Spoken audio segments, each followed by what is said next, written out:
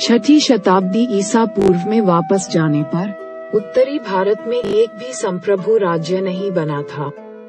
देश कई राज्यों में विभाजित था, कुछ बड़े, कुछ छोटे। इनमें से कुछ राजतंत्रात्मक और कुछ गैर राजतंत्रात्मक।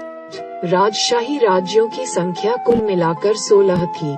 वे अंग, मगध, काशी, कोसल, वृजी, मल, चेदी, वत्स, कुरु, पांचाल, मत्स्य, सौरसेन, अस्मक, अवंती, गांधार और कभोज के नाम से जाने जाते थे।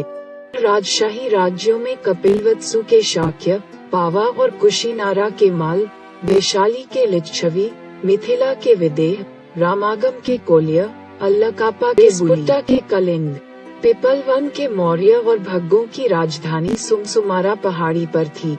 राजतंत्रात्मक राज्यों को जनपद और गैर राजतंत्रात्मक राज्यों को संघ या गण के नाम से जाना जाता था। कपिलवत्सु के शाक्यों की राजव्यवस्था की प्रकृति के बारे में अधिक जानकारी नहीं है, चाहे वह गणतांत्रिक हो या कुलीन तंत्र।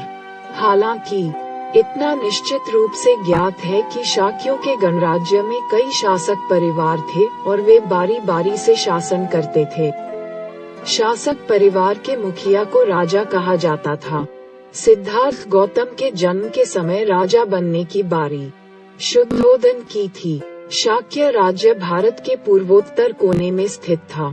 यह एक स्वतंत्र राज्य था, लेकिन बाद के चरण में कोसल के राजा इस पर अपनी सर्वोच्चता स्थापित करने में सफल हो गए थे।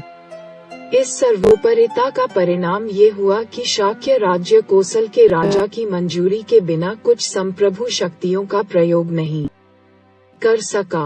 तत्कालीन अस्तित्व में आए राज्यों में कोसल एक शक्तिशाली राज्य था।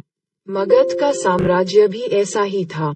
कौशल के राजा पसांदी और मगध के राजा बिंबिसार सिद्धार्थ गौतम के समकालीन थे।